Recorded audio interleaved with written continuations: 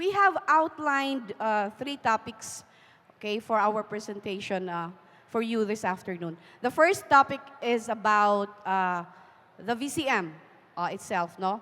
So, under the topic, pag-uusapan po natin yung different parts, okay? Different components and peripherals, tsaka yung security features, okay? And characteristics ng VCM, okay? Some of which are a bit different from the PICOS machine, but are made better. And then sa second topic, okay, we will talk about the ballot itself. Okay? Kasi po, yung automated election system na gagamitin natin for this year's election ay pareho din sa automated election system na ginamit natin noong 2010 and 2013 elections na paper-based. Okay? Ibig sabihin, sa pagboto po, gagamit pa rin tayo ng balota. Okay? So only the casting and counting of votes and the transmission of election results are electronic or automated. Okay, so the third topic naman is about the use or operation of the VCM. How to operate, how to use the VCM. Okay, so dyan pag-uusapan natin yung opening of voting, yung casting of ballots. Sa part na to, magkakaroon tayo ng mock election. Okay, where we will ask 10 volunteers from you to fill up ballots and then come up here to feed your ballot personally into the VCM. Later po yon, okay? Pati na po yung procedure in closing the voting, pag-uusapan din po natin. So okay, on to the first topic. Yung tungkol po sa, well, let me start with the difference between the PICOS machine and the VCM, okay? Or yung improvements. First slide, please. Next slide, please. Next.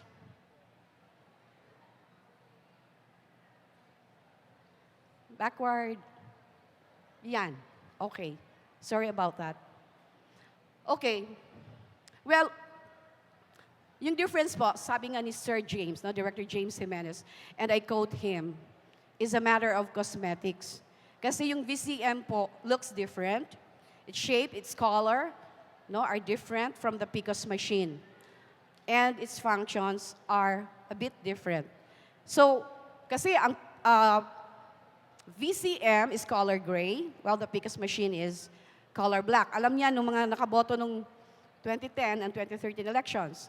And then, yung shape, well, different ang shape, mas malaki po ang VCM kaysa PICOS machine. Okay. Now, ano pa po ba?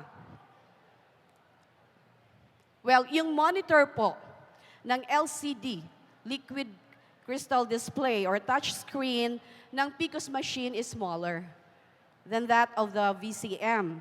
Yung sa PICOS machine kasi, 4.72 inches lang ang monitor. While yung sa VCM, 7 inches. And then, ang PICOS machine, black and white lang siya. Okay, samantalang ang VCM ay colored. Okay. Ano pa? Pagdating sa processor, no? Ang PICOS machine po had a 120 megahertz processor. Okay? Ang VCM has a 1 gigahertz processor. So 7 times faster po ang processing ng information, no, or data sa VCM. Okay, sa PICOS machine. Okay, pagdating naman sa security, encryption. Okay, yung sa PICOS machine, it had only 128-bit security or encryption. Samantalang ang VCM has a 256-bit security or encryption. No? The same level of security po being used by banks. Kaya mas secure siya, mas trustworthy. Okay? Hindi basta-basta ma-hack. Okay. Pagdating naman po sa storage, or saving of data, yung sa PICOS machine, ang ginagamit po natin ay CF cards, no? Compact flash CF cards na mas madaling ma-disable, madaling masira. Dito sa VCM po, ang gagamitin natin ay SD cards, secured digital cards po.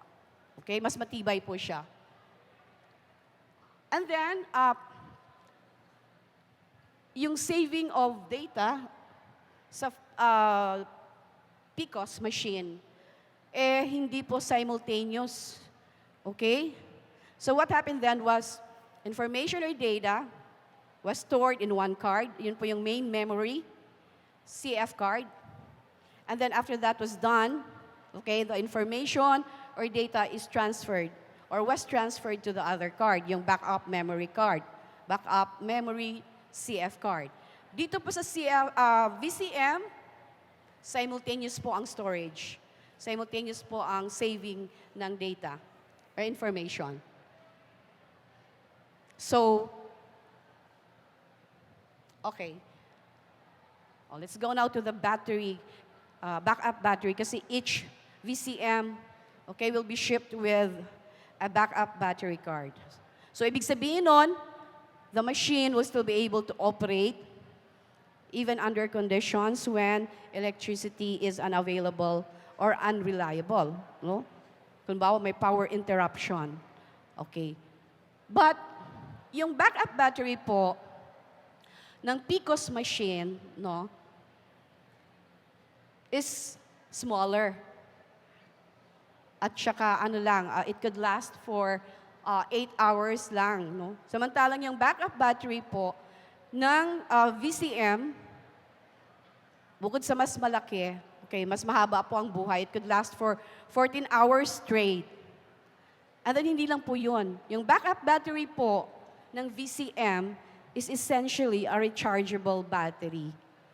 So, while the main power is going, the backup battery is charging up. All right. Ito pa. Alam nyo, yung lens po ng PCOS machine, wala pong self-diagnostic program. Itong sa VCM, meron po. Okay, so sabi nga nila, importante daw ito kasi paano daw po kung may dumi, may dirt po yung lens. Okay? Pag may dumi kasi ang lens, it will create, okay, what are known as digital artifacts, digital lines. Okay? So, if you take a picture of the ballot, you will see specks, you will see lines. Okay? Pero dito, with the self-diagnostic lens of the VCM, no, it will prompt the operator or the BEI na, hey, may dumi madumi na yung aking lens. So that the BEI can send the cleaning sheets through. And, meron dito hindi nilagay. Alam niyo po, yung VCM natin ngayon, meron pong port for audio accessibility. Okay? It is there where the headphone is plugged in. Para po sa ating mga literate voters, okay? PWD voters who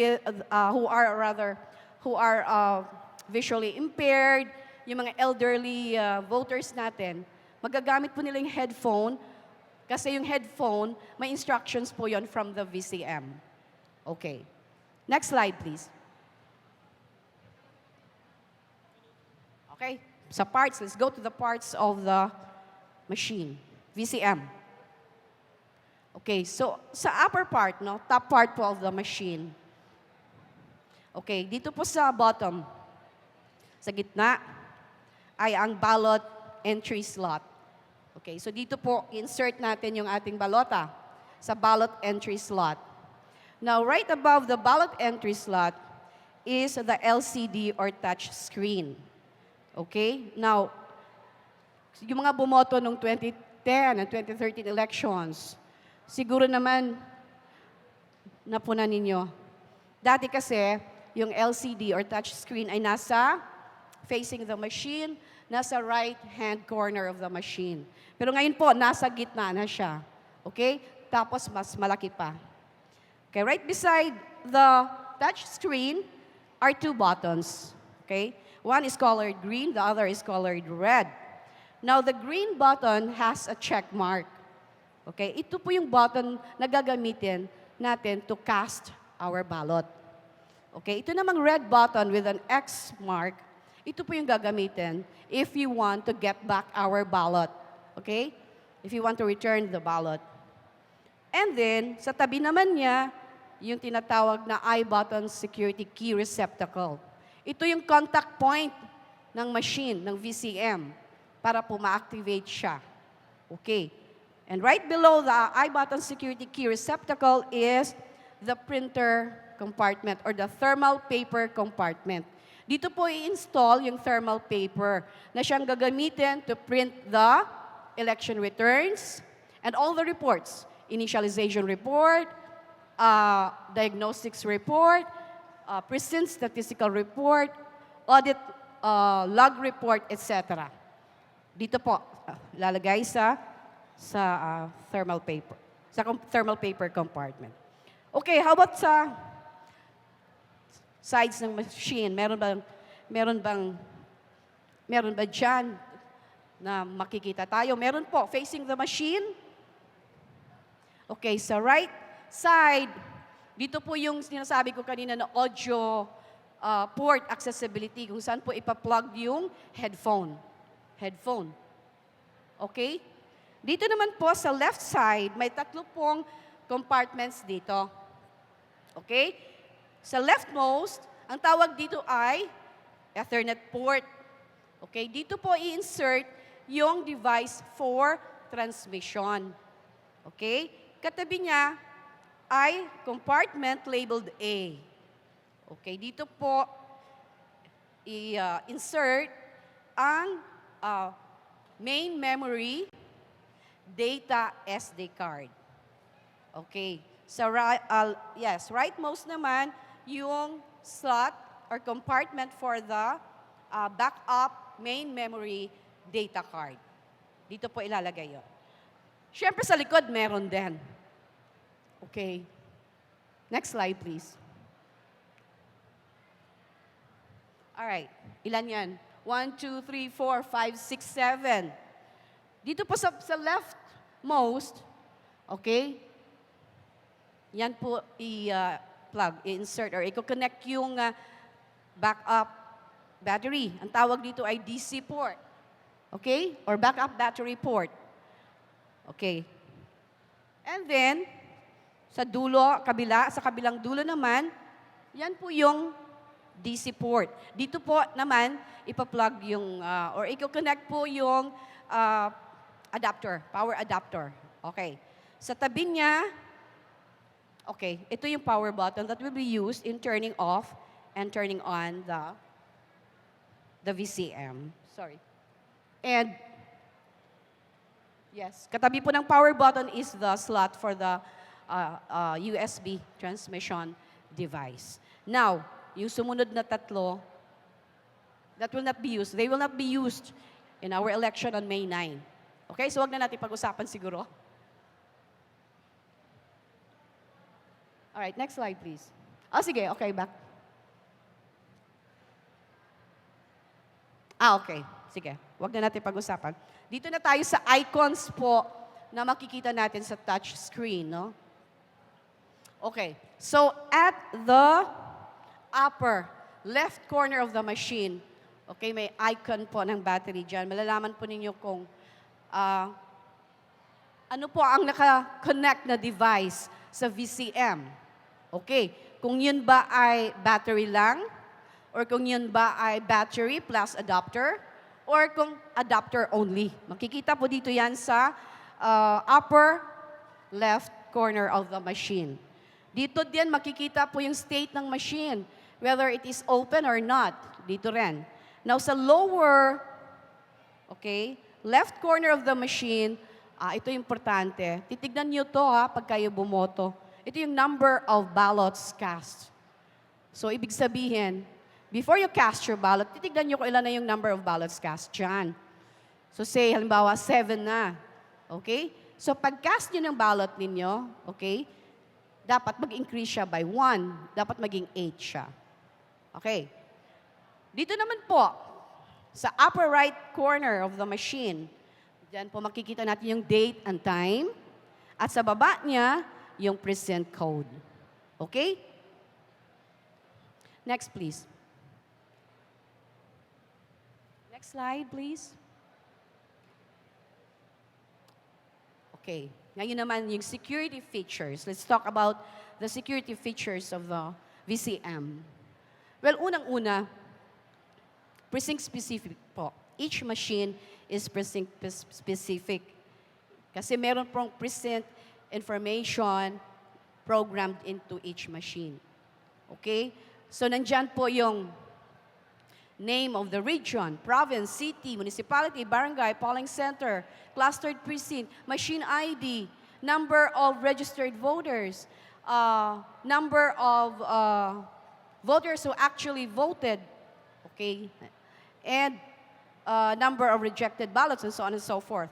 So, ibig sabihin, kasi precinct specific siya, okay, yung ballots po that belong to other precincts, or yung ballots po that are not configured to the VCM will not be accepted by the VCM. And then the VCM also knows ilang botante ang ina-expect niya. Okay? Kung 800, yun po ang limit per precinct, hindi po yan pwedeng idagdag. Hindi po natin pwedeng dagdagan ang number of voters sa machine. Hindi tatanggapin ng machine yan. Okay, what else? Oh, to get access to the machine, kailangan natin gumamit ng passwords and pins. Okay? And, yung binanggit ko kanina, yung level of security niya, mataas. And yung 3 digital signatures ng members of the BEI. Okay?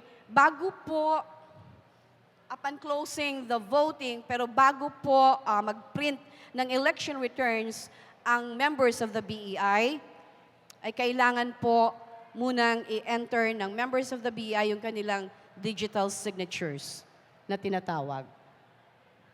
Okay. And source code review. Okay, source code review.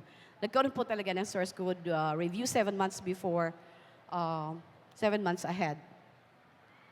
And yung stages pa ng review was 2. Okay, isang base code at saka isang customization code. Okay.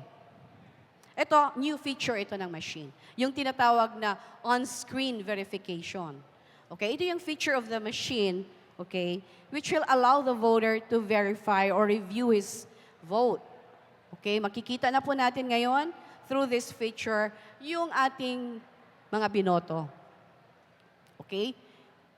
At, well, yung tinatawag na VVPAT, no? Yung voting receipts. Ano ibig sabihin ng VVPAT? Voter Verifiable Paper Audit Trail.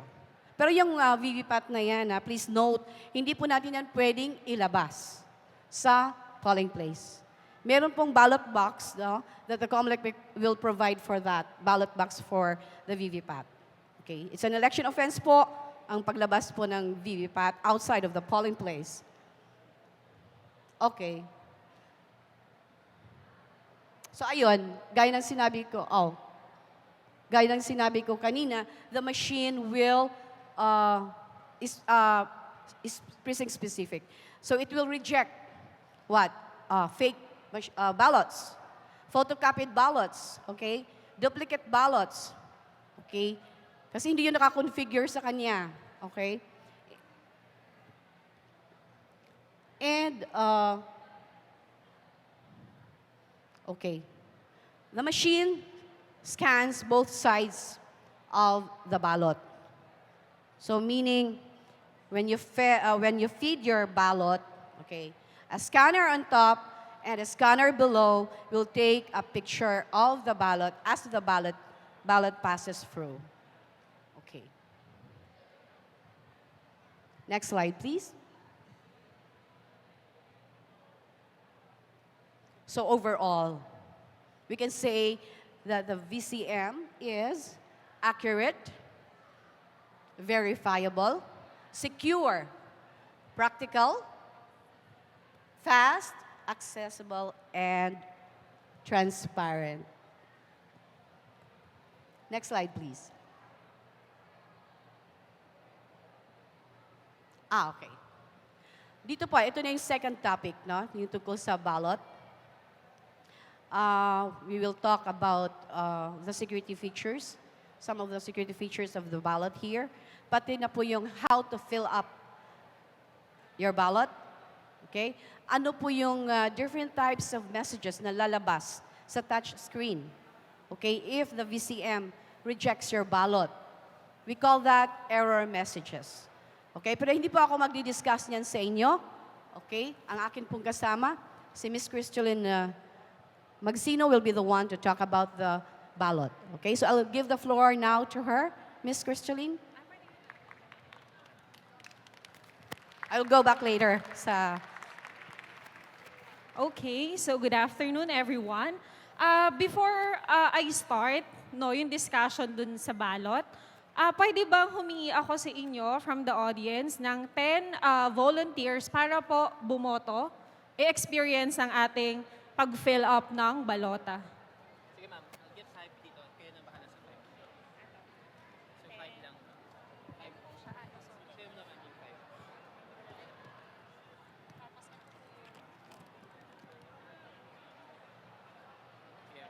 Kaya po dito. Sige po.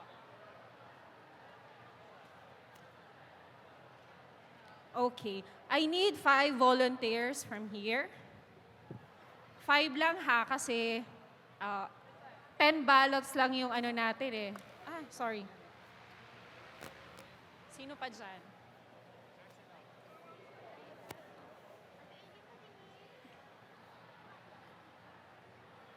Teka ha.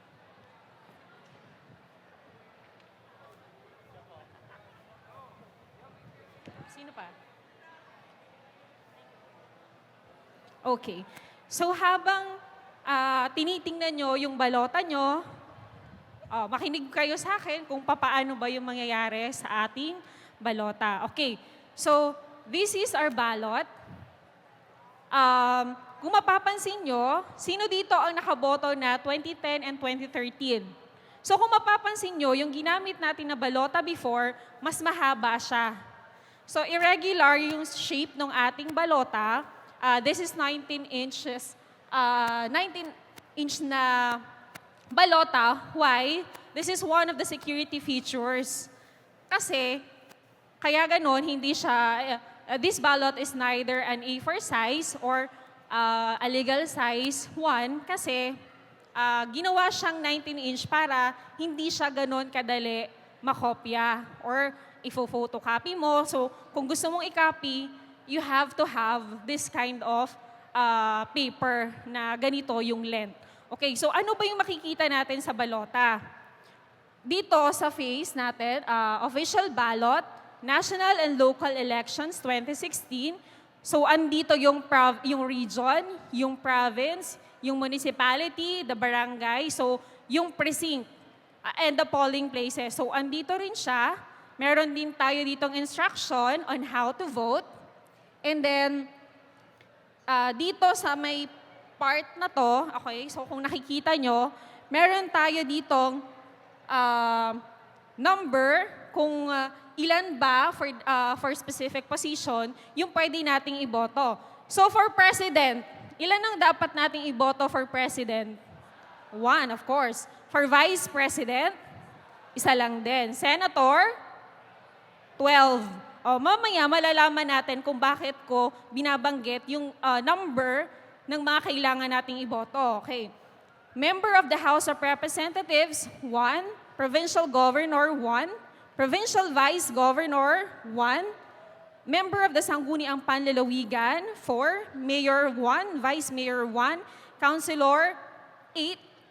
Party list, 1. Okay, so aside from that, andyan yung mga list of candidates na iboboto natin. And then dito sa taas, okay, andito yung mga security features natin. One of the security features ng VCM ay makikita natin sa balota. This is the UB mark. Ayan, so nakikita nyo ba? Okay, this is the UB mark of this ballot.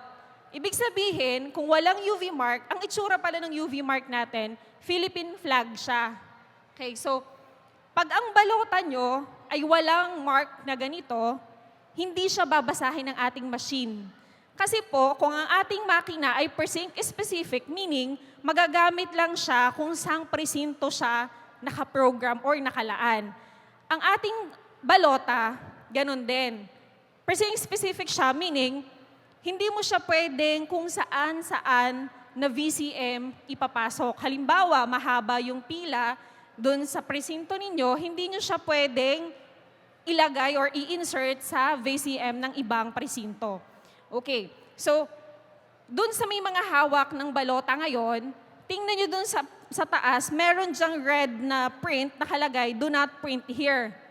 Ito yung sinasabi ni Ma'am kanina na self-diagnostic. Kasi pag nasulatan yan, hindi siya babasahin ng ating machine.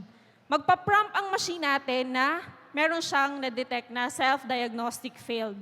So, wag nating lalagyan ng print etong part na may do not print here. Very self-explanatory, do not print here, wag natin siyang sulatan dyan. Saan pa natin siya hindi pwedeng sulatan? Dito sa may UV mark, sa tapat ng UV mark at dun sa part ng may nakalagay na ballot ID, precinct in cluster, so hindi pwede dyan. At dun sa may parang red na box, NPC marking, hindi din pwede kasi hindi rin siya babasahin ng balota. Iko-consider siya as fake ballot. Okay, so ano pa yung security features ng ating balota? Meron tayong timing marks. Kung nakikita nyo itong mga bar na nakaikot, eto, yung mga nakaikot na bars na yan ang tinatawag natin na timing marks. At yung circle ang kanyang coordinate. So paano yon? Sa mata ng ating vote counting machine, ang nakikita niya lang ay yung timing marks. Okay. Yung timing mark and then yung ating circle. So kailangan sa circle lang tayo maglalagay ng print. Kung iisipin niyo ganito, meron tayong graphing paper sa math subjects natin. Meron tayong coordinates. Yung mga coordinates na yun yung circle. So, doon lang kayo magsusulat.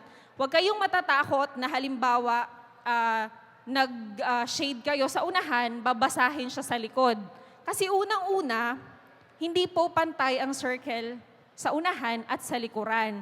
At ang coordinate sa harap ay hindi po katulad ng coordinate sa likod. So, yung timing marks again, and the circle, yun lang ang nakikita ng ating VCM. Okay. Next one, ang isa pa nating security feature ng balota, yung ating barcode. Kaya siya precinct specific, ang ating balota kasi, kung sang VCM siya nakaprogram, doon lang siya pwedeng ipasok. Okay, so ito, pag nalagyan ng mark, yung ating timing mark, and the barcode, hindi po babasahin ang ating balota. Okay, so sa pag-fill up natin ng ating balot, ang dapat nating tandaan is, kailangan lang natin, eto lang ha, walang ibang instruction, i-fully shade po natin ang ating balota. Fully shade lang.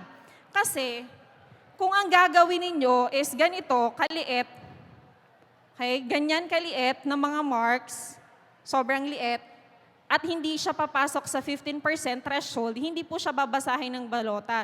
Ibig sabihin, for specific position na binoto nyo, wala yon, hindi siya babasahin. Okay.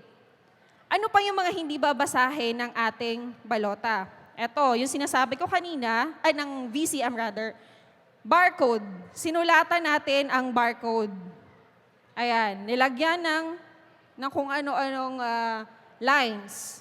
So, hindi po siya babasahin. Kahit kumpleto yung sinulat natin, kahit kumpleto yung shade, maayos yung binoto natin, hindi pa rin siya babasahin. Okay. The most important thing, overvote. Paano pag sinabi nating overvote? Ha? Paano? Labis yung shinade natin dun sa hinihinging position for hinihinging candidate for a particular position. So ano mangyayari kapag overvote tayo? Ang mangyayari doon, halimbawa, presidente, dalawa yung binoto natin sa presidente. Ang mangyayari po doon, kahit alin doon sa dalawa na yon for president, walang babasahin. Considered nag-abstain kayo. Hindi kayo bumoto for president. However, kung sa vice president and the rest of the positions, okay naman, babasahin siya. Pero sa president, hindi. Paano kung sa senators, ang nangyari, bumoto ka ng 13. 13 yung binoto mo, ang hinihingi lang ay 12. Anong mangyayari? Yung 13 binoto nyo, wala yon. Hindi na siya babasahin. Yung position for senators, wala kayong binoto. So, be careful with that. Bilangin nyo kung ilan yung mga neboto nyo na. Mas maganda, magdala kayo ng kodigo para hindi na kayo malilito sa pagbibilang. Okay, so, yon. Undervote. Pag sinabi nating undervote, kulang naman. Well, pag ganon, okay lang yon. Karapatan ninyo, kung hindi nyo naman talaga feel, gusto nyo mag-abstain, ang magpo-prompt sa ating on-screen verification at sa resibo, ang nakalagay doon, undervote. Ibig sabihin, kulang yung binoto nyo. Okay lang yon. Basta, pwedeng magkulang, wag lang maglalabis. Okay. So, tatandaan nyo yun, sa pagboto, pwedeng kulang, wag lang labis. Okay. So, ano pa yung mga hindi pwedeng gawin natin sa balota natin? Bawal punitin, etong ating timing marks, yung barcode, basta kung aling parte dyan, bawal punitin, bawal magusot, bawal mabasa. Okay, so yon. Yun yung mga hindi natin pwedeng gawin. Ang pwede lang gawin, i-fully shade lang ha. Fully shade. Sa pag-shade natin, pwede namang may konting labis pag medyo pasmado yung kamay, pero wag na below the threshold. Wag kayong tamad mag-fill up ng ating ballot. Okay, so with that, ito pa pala, one most important thing. Ito yung sinasabi kanina. Pagka ganito, ang ating balota, ibig sabihin, ano bang napapansin nyo dito? May tape dito. Ito yung part ng UV mark. So, hindi makikita ng ating machine yung UV mark ng ating balota. So, ang mangyayari, i-consider siya as fake ballot. So, yon, fake siya. Hindi na siya babasahin kahit na perfect yung pag-shade nyo sa kanya. Okay. So, dun sa mga binigyan ko ng balota, pwede na kayong mag-shade para mabilis tayo at try nyo na ang pag-insert sa VCM. Pwede nyong itry yung ating undervote, yung ating overvote, yung ibang error messages katulad ng pagsulat sa timing marks, sa barcodes. Try natin, tingnan natin kung ano yung sasabihin ng ating VCM.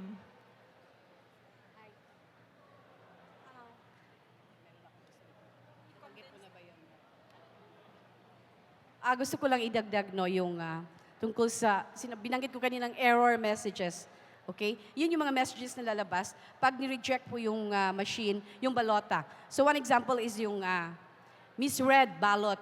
Pag misread ballot, ibig sabihin hindi po na-scan ng maigi ng machine ang inyong balota. So anong remedy? Pag ganyan po kasi i-reject ng machine, okay, the BEI, okay, will ask you to refeed your ballot in 4 orientations. Okay? So yung balota po, lalo na yung mga elderly and PWD voters natin, huwag kayong mag-alala kung balibaligtad po ang inyong pagsubo sa inyong balota. Okay? Kasi pwede nyo po siyang isubo, okay, front side, top first, pwede ring front side, bottom first. Okay? Pwede ring reverse side, top first, or reverse side, bottom first. Huwag lang sideways. Okay. Huwag lang sideways, obviously. Okay. And ulitin ko lang po yung magdala kayo ng kodigo. Yun po ang ina-advise namin sa mga botante to bring a kodigo with you para po sa ganun hindi po kayo matagalan sa pagboto. May pwede na po lumapit yung mga tapos na mag-vote? Pwede na po. Yung mga gusto pong hindi na po namin anuhin yung procedure. Okay, in opening the voting. Baka may mga tanong po kayo. Wala na taas pong lang ng oras. kamay. May questions po ba kayo? Questions? Question? Please state your name. Yun po, itatanong ko lang kasi sa mga yun po kasi sa mga polling precincts po, napansin ko na to even before na mainit, hindi talaga naiwasan na na mabasa yung ano. Paano po yun? For example, hindi naman po sinasadya ng botante na mabasa talaga yung balota. Okay. Kung Paano po yun? unintentional. Unintentional Tapos, po. hindi naman masyadong basa. Huwag naman yung tumutulo, babasahin pa rin ng machine po yun. Patutuyuin lang ng konti. Okay, maski yung crumpled ballots po. Babasahin meron pa rin na ng po. machine yun. I-straighten lang. I-straighten out lang yung balota. Okay, dito na po. Meron na tayong first voter. Pila na po yung mga tapos na mag-shade. Lapit lang po kayo with your pen. Ma'am, walk through tayo. Ano ginagawa niyo? Okay. Ito po. Kasi nasa printing of the initialization report na siya. Ano po ba yung initialization report? Yun po yung report showing 0 vote for each candidate. Para po makita na ang machine ay wala pang laman. Initialization report po ang tawag doon. Okay. So the BI will detach the initialization report. Okay. So dito na po tayo sa casting ng ballots. Okay. Ano po yung sa inyo? Wala kang overvote? Wala kang overvote? Walang undervote? Meron daw, yung first natin, voter, meron siyang undervote. So tignan natin kung anong mangyayari.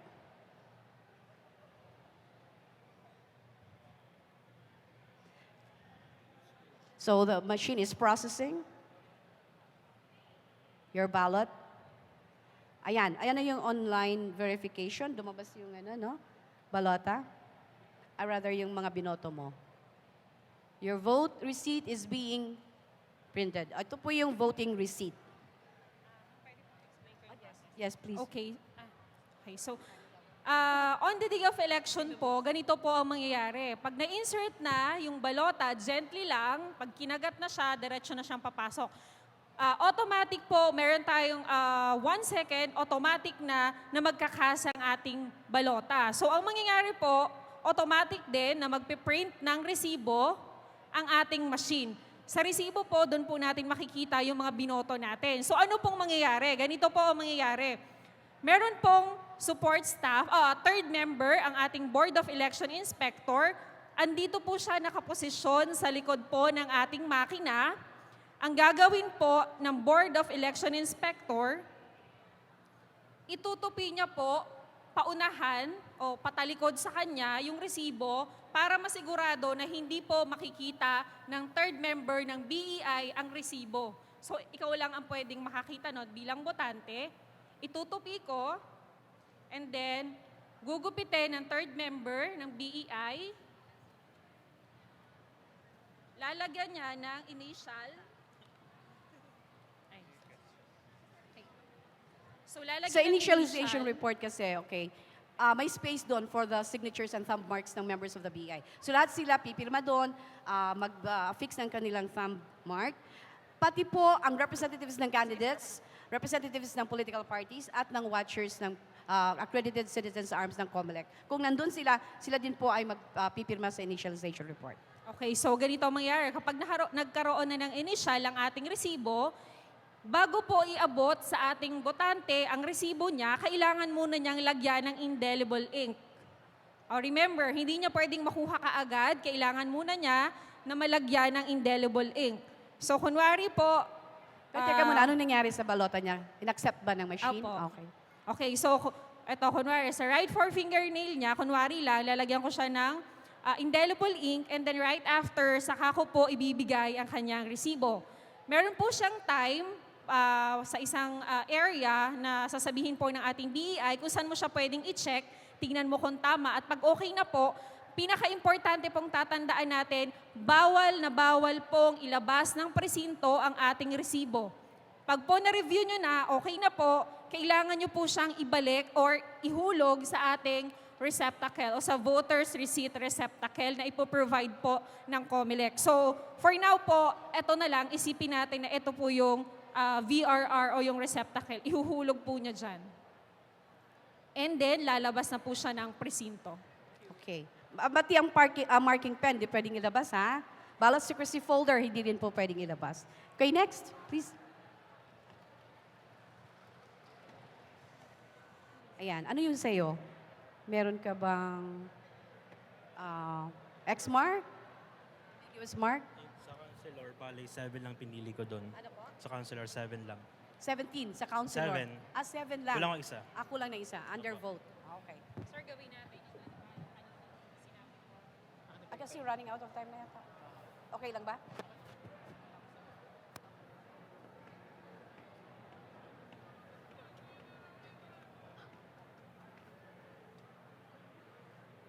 Ilang seconds sir before, ma'am, before, pwede i-feed ulit? I'm sorry. Ilang seconds po bago pwede i-feed? Hindi, basta meron na po yung lalabas na, Pwede na po siya. yes. Ayan, oh. Kapag lumabas na po yung message na please insert the ballot, ibig sabihin po ready na siya to accept the ballot. Pwede nyo na pong i-feed ang yung... You can insert it in any way. In Basta four only side- orientations. Four yes. orientations, I see. Yes. Kahit baligtad yan, okay lang po. Oh, Okay. Ano po yan? okay na siya. Your vote receipt is being printed. Nagpiprint na po. Binasa po niya kahit na... okay. Baligtad po ang pagsubo niya ng kanyang balota, pero binasa pa rin po ng VCM. Ma'am, bakit bawal po ilabas ang resibo, ang voter's receipt? Kasi po baka daw magamit sa... Well, isa sa iniiwasang mangyari ng COMELEC is baka magamit sa vote buying. And beside, yung principle of secrecy of the ballot. Hindi kasi ano. Ma'am, paano pag natanggal yung power cord or nag-brown out? Ano po mangyayari? Automatic po mag-ano ang battery, backup battery. May backup battery. Ah, For kasi ilang may backup- hours yun? May, 14 hours 14 straight. hours. Built-in na po yung backup battery? Hindi na Nakakonect siya. Nakakonect Nakakonect siya. Ito po yung ano. So, Backup, ma'am, ito okay yung po backup battery. Yes. Ito po yun. Ito po yung itsura backup niya. battery. Yes po. Okay po magdala ng kodigo sa loob ng voting precinct? Yes, opo. Pero bawal po magkuha ng picture ng laman ng inyong balota. So hindi po pwede Okay, hindi magdala po ng pwedeng cellphone? kunan ng picture ang inyong balota. Yes. So Pwede- bawal mag-picture? I'm Bawal sorry. ilabas po yung cellphone? Bawas Bawal ilabas yung cellphone sa voting precinct? voting area. Ah, Yes. okay. Siya naman. Okay. Okay. Tinanggap din po. Ano yung sa'yo? Ma'am, may question po kayo? Sana na. Ma'am, may question po dito. Ma'am, Miss Joji, may question po dito. Ma'am, may tanong lang po ako. Di po ba ang senator is only 12? I'm sorry? Ang 12 lang po yung pipiliin natin. What if kung 13 po yung nailagay nung... Okay. Botante, Yun babas- po yung sinabi niya kanina. Ang tawag po dyan ay overvoting. So, hindi na po Pag bababasahin? sumobra ka po sa number of candidates to be voted for, mangyayari po ay hindi po ika-count ng machine yung inyong boto for that position. So, yung Pero hindi 12 naman po po yun. ma-invalidate yung the whole ballot. So, yung 30 na yun, hindi... Wala na. Opo.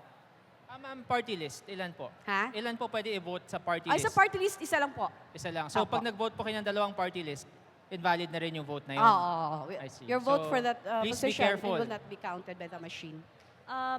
Kasi po, paano po sa mga mag-18 pa lang po? Tulad ko po, April 14 pa lang ako magiging 18. So, Okay. paano po ako so, makaka-vote pa ba po ako this May? Dahil po, I'm sorry. Sa- Kung hindi ka nagparehistro, sana nagparehistro ka, pwede na eh. Yung mga wala pang 18, pero on or before election day, mag-18, pwede na po yung mag-apply for registration. may pwede po ba? Hindi na Wala po. na po. Tapos suspended na po ang ating registration dahil po sa ating election po on May 9. Sige po. Magre-resume ulit yan after elections. At tabayanan mo lang yung announcement, kailan po mag-resume. Kasi po ang ating registration daily na po. Hindi na pareho ng dati na ini-schedule. Ngayon po ay daily na. Okay? So pag mag-resume po ang registration, punta ka sa Office of the Election Officer po sa inyong lugar. Sige po. Mag-apply po kayo ng registration. Sige po. So, saan Para- po makaka-register para maging registered voter ka? Punta ka lang sa office ng COMELEC sa inyong lugar, then mag-fill up ka po ng application form. May Kukunin marami po ang inyong kasi. biometrics data, ha? Marami po bang mga branches po sa COMELEC? Hindi, ang COMELEC kasi may local office sa bawat city and municipality. Now, bilang botante, pwede ka lang mag-apply for registration kung saan ka po nakatira. Opo, Okay. sige. Salamat po. You're welcome. Any more questions? Ma'am, paano pag nakarehistro na before, noon-noon pa, pero wala po yung biometrics na sinasabi? Okay. Pwede pa bumoto? Ay, ngayon hindi po. Hindi pa. Kung- Kailangan yung po tawag yung may bio- validation. Kung Oo. hindi po nag-apply for validation, hindi po makakaboto. Pero in the voting precinct, may biometrics po ba na gagawin? Kailan po? Sa voting mismo? Ay, ba wala po. mag-thumb? Wala na. po. Wala. Sa office lang po ng election Oh, officer. I see. Okay. Okay? Yes, may question po dito. Paano po pag halimbawa po unintentional na sulatan po or nagkaroon ng mark dun sa mga dapat na hindi sulatan? I'm sorry? Paano po pag yung halimbawa po, di po ba may mga parts po dun sa ballot na bawal masulatan or malagyan ng mark? Paano po pag unintentional? Pag unintentional na sulatan mo siya? parts na bawal sulatan. Kahit na unintentional. Kaya ngayon po, sinasabi namin na, at ito pa po pala, okay, bago nyo po tanggapin yung balota po from the chairman of the BEI, okay, make sure po na wala pong, malinis po ang inyong balota o hindi pa po filled up. Hindi siya stained, walang smudge. Kasi alam nyo po, pag nasa voting area na kayo, you cannot ask for a replacement ballot anymore. Pero pag nandun pa kayo sa BEI, napansin nyo na meron pong nakasulat, may marks, okay, or may mancha, you can ask for a replacement ballot pa po from the chairman. Okay? And pag invalid ang ballot nyo, that's the only time na pwede kayong bigyan ng replacement ballot. Kasi po ang ratio po ng pagbibigay ng ballot ay 1:1. Ma'am, Okay? paano One ballot lang per registered voter. Ma'am, in the event na yung nasa receipt ay iba doon sa binoto niya, how is that? Ano po, may protest ba? Very Pag may- rare po yan mangyari. Oo. But just in case. Pero kung mangyari, ino-note lang po yan ng, yes, member of the BEI. Kasi, well, ang alam ko, wala po kasing pre-proclamation controversies ang automated election system. Last few questions before we wrap up. Any more questions po from this side? Okay. So, pwede ko ba tanungin, ma'am, miss, ano po pangalan nyo? Aileen Asuncion. Ano po yung experience dito po sa vote counting machine? I think mas mabilis siya compared dun sa dating ginagamit for voting countings. Bakit? Ano po yung dati? Parang individual yan. Manual counting, yes. Okay, thank you very much. Okay. Hindi ko lang kasi na ano pala kanina. Oh, sige ma'am, go Zach. ahead. Yung I-button security key, sa inyo po na hindi pa nakakita. Okay, ito po yung gagamitan to open the machine. Sige ma'am, hawakan pa natin. I-button security key. What does this do, ma'am? To open The machine. The machine, Oo. opo. So pag wala po ito, hindi Opo. niyo pwedeng buksan Hindi yung machine. ma-activate yung Ma-activate yung machine. machine. Yes. At sino po yung may hawak po nito? Tatlo sila. The chairman, the poll clerk, and the third member of the BEI. Sila lang po. Yes.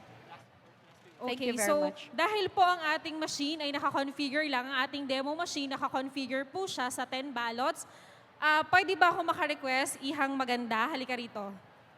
Okay. Oo, dito ka. So, sabihin mo sa kanila kung ano ang nakaprompt sa screen. Anong ano mo? Ito, anong nakalagay?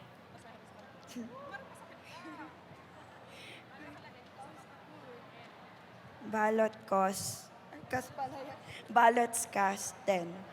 Okay, ballots cast 10. So, titingnan nyo po, okay, thank you so much. Titingnan nyo po kapag on election day, pag nag-feed kayo ng ballot at nag-issue ng resibo, titingnan nyo kung yung boto nyo ba ay nag-cast. Dito po sa baba, left, pag nakaharap kayo, left side, bottom. So, doon nyo po makikita, ballots cast 10. Real time tayo, Friday, 8 April 2016, 2:38 p.m. Okay, so yun po ang makikita natin sa screen. Eto lang po, as of now po, ang atin pong ginagamit na resibo, generic po siya. Ibig sabihin, wala po siyang identity. Except from the initial po ng BEI, hindi po natin ma-identify kung saan bang galing siyang presinto. So, but the COMELEC is working on the general instructions, so we're waiting for the amendments po. Okay, so that's it.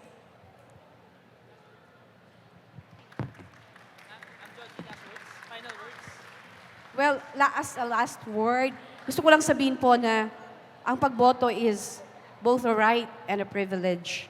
Okay? And dyan lang po tayo only in voting, no? That we stand equal. Mayaman, mahirap. May kapansanan, wala. Illiterate, may pinag-aralan, wala. Okay, so let's vote. Let's exercise our right and privilege to vote on May 9, okay? Thank you very much. Thank you very Thank you much, very Ma'am much. Georgie. Thank you very much, ma'am. From COMELEC, palakpakan po natin ang COMELEC. They've been doing a very hard job. At they have a very long day ahead of them on May 9. Marami pong salamat. Thank you. At dito po nagtatapos yung VCM demonstration. We will take a short break before we continue on with our Rappler debate, senatorial debates. I understand, nandito na po yung mga senatorial candidates at excited na sila para lapitin po kayo at to talk to you. So let's take a short break. Please take a break and then come back for the Rappler senatorial debates. Thank you.